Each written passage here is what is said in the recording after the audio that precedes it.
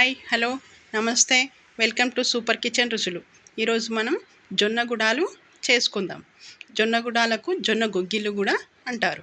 ఇప్పుడు మనం జొన్న గుడాలకు ఒక గ్లాస్ జొన్నలు తీసుకొని 2 సార్లు కడుక్కొని ముందు రోజు రాత్రి నానబెట్టుకోవాలి. అట్లా లేకపోయినా ఉదయం నానబెట్టుకున్న 8 గంటలు నానబెట్టుకుంటే సరిపోతుంది. నేను రాత్రి నానబెట్టుకున్న 2 గ్లాసుల నీళ్ళు పోసి నానబెట్టి మరుసటి రోజు చూసిన మరుసటి రోజు ఈ విధంగా అయినాయి. ఇప్పుడు వీటిని 2 సార్లు కడుక్కొని నీళ్ళు వడగట్టుకొని పక్కన పెట్టుకోవాలి. మనం వీటిని ఇప్పుడు ఉడకబెడదాం. కుక్కర్లో ఈ జొన్నలు వేసి దీనికి సరిపోయినంత నీళ్ళు, ఒక గ్లాస్ తీసుకున్నా కాబట్టి 1 సగం అట్లా నీళ్ళు పోసి అందులో 1 కప్పు పల్లీలు వేసి ఉడకబెట్టుకుంటున్నా. 4 విజిల్స్ పెట్టుకుంటున్నాను నేను. 4 విజిల్స్ తర్వాత ఒకవేళ ఉడకలేవనుకో ఇంకా 2 విజిల్స్ అయినా పెట్టుకోవచ్చు.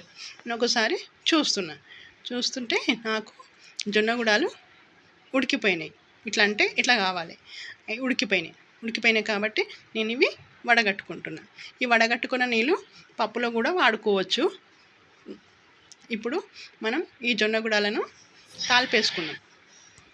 తాలిపేసుకునడానికి తగినంత నూనె పోసుకొని, ఆవాలు జీలకర్ర వేసుకొని, ఉల్లిపాయలు మరీ ఎక్కువ ఎర్రగా కాకుండా కొంచెం పచ్చివాసన పోయేంత వరకు వేసుకొని అందులో పచ్చిమిరపకాయలు, కరివేపాకు వేసి కలుపుకున్న దాంట్లో మనం వడగట్టుకొని పెట్టుకున్న జొన్నలను అందులో వేసి తగినంత పసుపు, తగినంత ఉప్పు వేసి కలుపుకోవాలి. కారం వేయట్లేదు, అందులో పచ్చిమిరపకాయలు వేసిన కాబట్టి.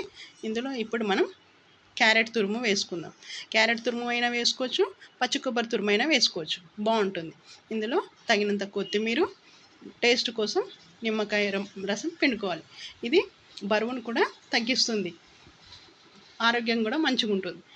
ఈ జొన్న గుడాలు మీకు కనుక నచ్చినట్లయితే లైక్ చేయండి, షేర్ చేయండి, కామెంట్ చేయండి, సబ్స్క్రైబ్ చేయండి. Thank you for watching.